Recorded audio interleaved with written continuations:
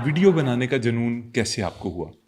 Video बनाने का जुनून ये बहुत आई डोंट नो, लेकिन लोगों को अब ये पता है कि यार ये डॉक्टर जो है ना वीडियो बनाते हैं और माशरे से बुराइयों के ऊपर से पर्दा उठाते हैं, और मैं अपना फ़र्ज़ समझता हूँ और ये मैं करता रहूँगा मोहम्मद अली ख़ान साहब। गुड। इसमें कोई व्यूज़ का लालच नहीं है। मेरा आज भी एक फ़ेसबुक का जो पेज है, उस पे 50 करोड़ मेरे फ़ॉलोवर्स हैं। 50 करोड़? 50 करोड़, लेकिन वो उन्होंने वो डीमोनेटाइज़ कर दिया। डिमोनेटाइज़ क्यों कर दिया?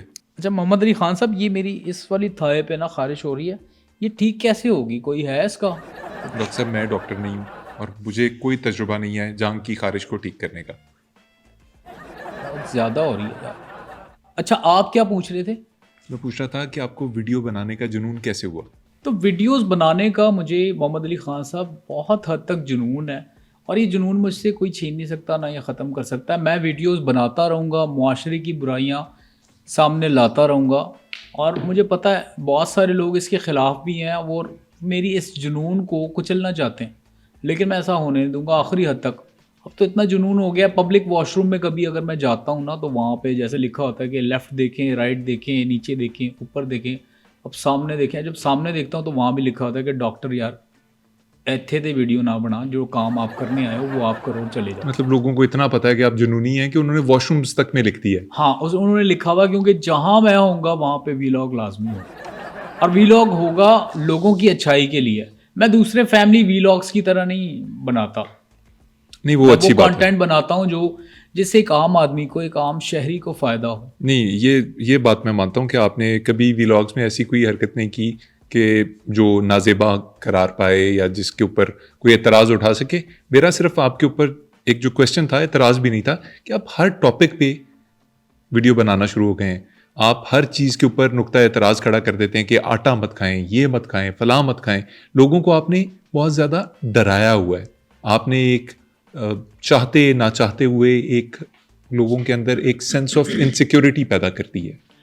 देखिए, सबसे पहली बात तो ये कि मैं अगर आपको काउंटर करूँ कि आप बार-बार मुझे कह रहे हैं कि आपने बीड़ा उठाया हुआ है, ये आपका ही काम क्यों है? देखें, मैं किसी के घर से नहीं खाता, मैं अपना रिसर्च करके सारी चीज़ें करके मैं लोगों के सामने रखता हूँ, तो इसमें बुराई क्या है? जहाँ तक आपने बात की कि आटे का भी ज़िक्र आपने किया, तो इसके लिए मैंने एक अच्छा आटा ब्रांड हमने एक तैयार किया है, वो आप हैं, क्योंकि आप नॉर्मल आटा जब खाते हैं ना, उसके अंदर मैंने फिर वही बताया। देखें, जैसे चावल का मैंने आपको बताया था कि उसमें 2 कीड़े जुड़े हुए थे, मैंने एक दफ़ा आटे में देखे, कहीं बाज़ार से आटा लेके आया हुआ था, तो आटे में मैंने देखा 3 कीड़े एक साथ जुड़े हुए थे, और उन 3 कीड़ों में से 2 काले थे, 1 सफ़ेद था।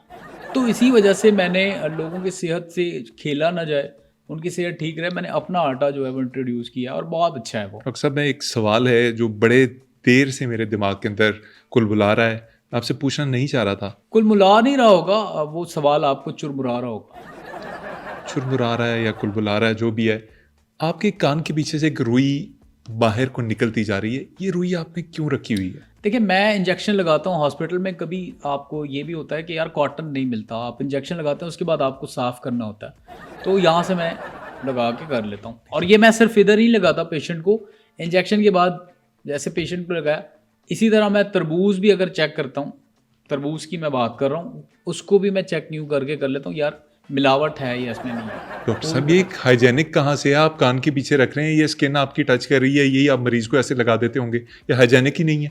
देखिए, इसका भी मैं आपको बता देता हूँ, ये जो हमारी पूरी बॉडी होती है ना, कान एक वाहिद ऐसी चीज़ है जो हाई पे होते हैं, तो ये हाइजेनिक, हाइजेनिक, तो ये हाइजेनिक है, इसमें कोई ऐसी वो नहीं है। इजीली आप किसी भी पेशेंट को इंजेक्शन लगा के इस कॉटन से साफ़ कर सकते हैं। डॉक्टर साहब, कोई लोगों को फिट रहने का राज बता सकते हैं? हाँ, फिट रहने का सबसे पहली चीज़ तो ये है कि आपकी जो बॉडी है ना, उसको डिटॉक्स होना चाहिए, क्योंकि आपके अंदर जो है फुजले बनते जाते हैं, और वही बहुत सारी बीमारियों की वजह बनते हैं, जड़ बनते हैं। उसको ख़त्म करने के लिए मैंने एक आसान सा टोटका बताया था, आपने 8 लौंग लेने, उसको पानी में डाल के छोड़ देना, और सुबह उठ के वो 8 लौंग जो आपने डाले थे, वो आपने शॉर्ट शॉर्ट करके पीने हैं। उस पानी को पीना है? पानी को शॉर्ट शॉर्ट करके पीना है। शॉर्ट शॉर्ट क्यों करना है? शॉर्ट मतलब क्योंकि वो लौंग डाल दिए ना, अब लौंग के बाद उसका क्योंकि एंटी आएगा ना, लॉन्ग और शॉर्ट, ये मतलब उसका वो है, एंटी है।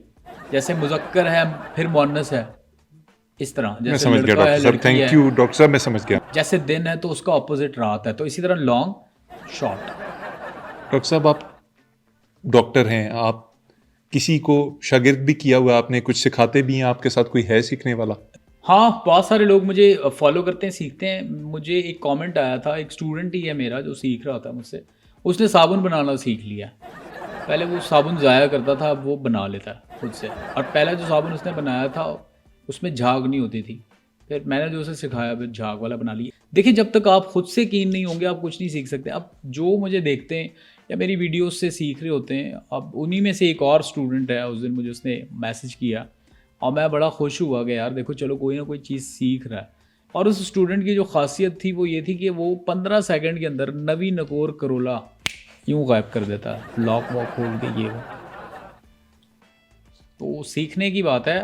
बाकी मेरा एक कज़न भी है, वो थोड़ा सा शरारती है। मैंने उसको इस तरफ लाने की कोशिश की है कि यार मैं जहाँ जाता हूँ मेरे साथ जाया कर, ये मेरी वीडियोस देखा कर। वो अपने ही मामलात में लगा हुआ है, तो आज मैं उसको ज़बरदस्ती यहाँ लेके आया हूँ आपके अरे स्टूडियो वाह में। डॉक्टर साहब, ये अच्छा किया आपने। कहाँ है वो आपके कज़न? नहीं, वो इधर नहीं है, मेरे पास ही है। कहाँ है? आपको आवाज़ नहीं आई ना अब तक, क्योंकि उसको मैंने रखा ही ऐसा है। ये कज़न मेरा, मैं आपको दिखाता हूँ। ये कज़न मेरा, मैं आपको दिखाता हूँ। ये मेरा कज़न है और इसको मैं सिखा रहा हूँ कि यार अपनी लाइफ में आपने अपने गोल्स कैसे अचीव करने, आपने चीज़ों को कैसे लेके चलना है, कैसे देखना है।